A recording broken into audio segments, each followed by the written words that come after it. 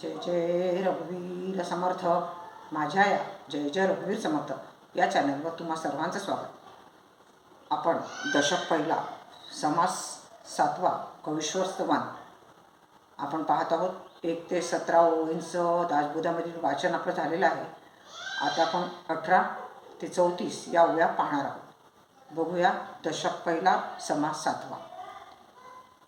कवी सृष्टीचा अलंकार, कवी लक्ष्मीचा शृंगार, सकळ सिद्धीचा निर्धार, ते हे कवी. या चराचर सृष्टीला कवी एखाद्या दागिन्याप्रमाणे शोभून दिसतो. कवित्वामुळे ऐश्वर्य सजविले जाते. कवी हे सर्व निर्णयांना निश्चितपणा देत असतात. कवी सभेचे मांडन, कवी भाग्याचे भूषण, नाना सुखाचे संरक्षण, ते हे कवी. कवी सभेला शोभा आणतात, भाग्याला भूषण देतात, नाना प्रकारचे सुखांचे ते संरक्षण करत असतात. कवी देवांचे रूप करते, कवी ऋषीचे महत्त्व वर्णिते, नाना शास्त्रांचे सामर्थ्य ते कवी वाखाणिते. अदृश्य देवांना कवी रूप देऊन दृश्य करतात, ऋषींचे महत्त्व पटवून देतात आणि नाना शास्त्रांचे सामर्थ्य, अधिकार आणि स्थान आपल्याला समजावून सांगतात. आपण जे डोळ्यांनी पाहू शकत नाही त्याचे वर्णन कवी करत असतात. नसता कवीचा व्यापार, तरी कैचा असता जगतोद्धार, म्हणून कवी हे आधार सकळ दृष्टीचे. मोठमोठ्या कवींनी उत्कृष्ट काव्ये रचली नसती तर जगाचा उद्धार झाला नसता. म्हणून संबंध मानव जातीला कवी हे एक मोठे आधार आहे. नाना विद्या दातृत्व काही, कवेश्वरे विनतो नाही, कवीपासून सर्वही सर्वज्ञता. अनेक प्रकारच्या विद्या व ज्ञान थोर कवींच्या काव्याशिवाय आपल्याला मिळाले नसते. कवीमुळे सर्व ज्ञान आपल्याला प्राप्त होत असते. मागा वाल्मिकी व्यासादिक, झाले कवीश्वर अनेक, तयांपासून विवेक सकळ जनासी. मागे व्यास, वाल्मिकी इत्यादी अनेक महाकवी झाले, त्यांनीच लोकांना विवेक शिकविला. पूर्वी काव्ये होती केली, तरीच व्युत्पत्ती प्राप्त झाली, तेणे पंडिता अंगी बाणली परमयोग्यता. पूर्वी काव्ये केलेली होती, ती पाठ केल्याने मोठमोठ्या पंडितांना विद्वत्ता प्राप्त झाली आणि या विद्वत्तेमुळे त्यांना जगात मोठी योग्यता मिळाली. ऐसे पूर्वी थोर थोर, झाले कवीश्वर अपार, आता आहेत पुढे होणार नमन त्यांसी. पूर्वी असे मोठे कितीतरी कवी होऊन गेले, आता आहेत आणि पुढेही होतील, त्या सर्वांना मी नमस्कार करतो. नाना चातुर्याच्या मूर्ती, की हे साक्षात बृहस्पती, वेदश्रुती बोलो म्हणती यांच्या मुखे. कवी हे चातुर्याच्या मूर्ती असतात, प्रत्यक्ष बृहस्पतीच असतात.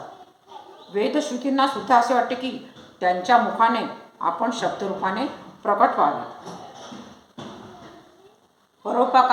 परोपकाराकारणे नाना निश्चय अनुवादने, सेखी बोललेले पूर्णपणे संशयातीत.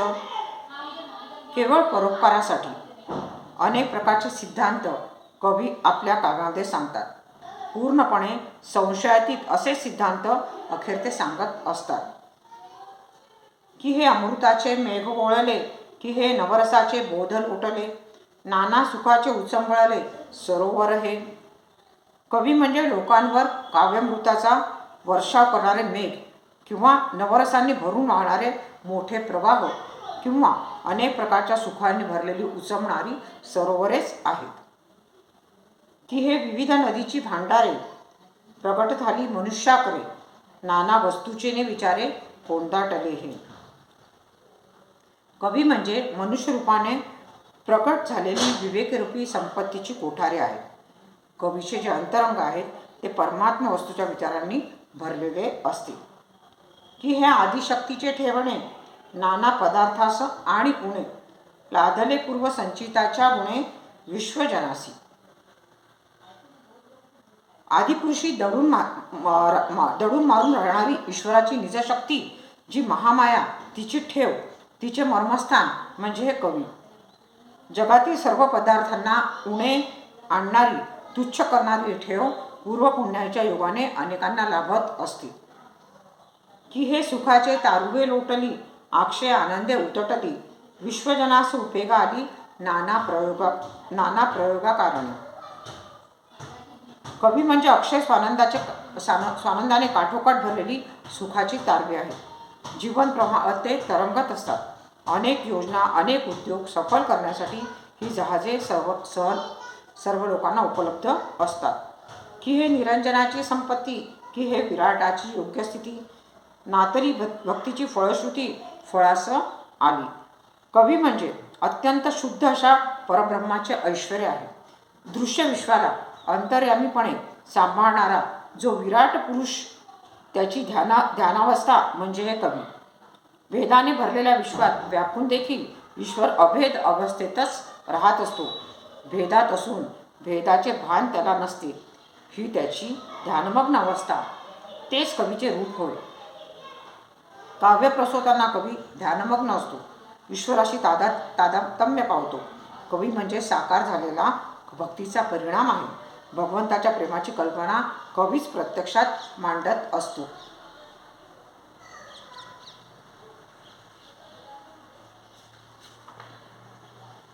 की हा ईश्वराचा पवाड, पाहता गगनाहुनी वाड, ब्रह्मांड रचनेहुनी जाड, कवी प्रबंध रचना. आकाशाहून विशाल असणारी ईश्वराची दिव्य गुणकर्मे म्हणजे हे कवी. म्हणून कवीची काव्यरचना या ब्रह्मांडाहुनी विशाल असते. आता असो हा विचार, जगाचा आधार कवेश्वर, तयासी माझा नमस्कार साष्टांग भावे. कविवर्णनाचे माझे विचार येथे मी पुरे करतो. महाकवी हे जगाचे म्हणजेच मानव समाजाचे आधार असल्यामुळे त्यांना मनापासून मी साष्टांग नमस्कार करतो. इति श्री दासबोधे गुरुशिष्य संवादे कवेश्वर स्तवन नाम समास 7वा. आपण इथे वाचलेला आहे, आपल्याचे वाचन झालेलं आहे.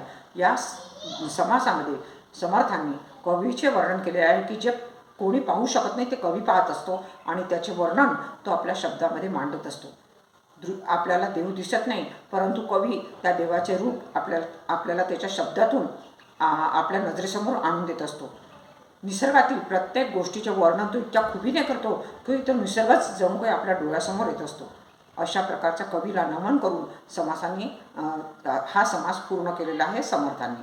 तुम्हाला जर माझं चॅनल आवडत असेल तर त्याला लाईक, शेअर आणि सबस्क्राईब करायला विसरू नका. आणि आपण पुढच्या भागामध्ये सभास्तवन पाहणार आहोत. जय जय रघुवीर समर्थ. शुका सारिके पूर्ण वैराग्य जाचे, वसिष्ठा परिज्ञान योगेश्वराचे, कवी वाल्मिका सारिका मान्य ऐसा, नमस्कार त्या सद्गुरु रामदासा. जय जय रघुवीर समर्थ.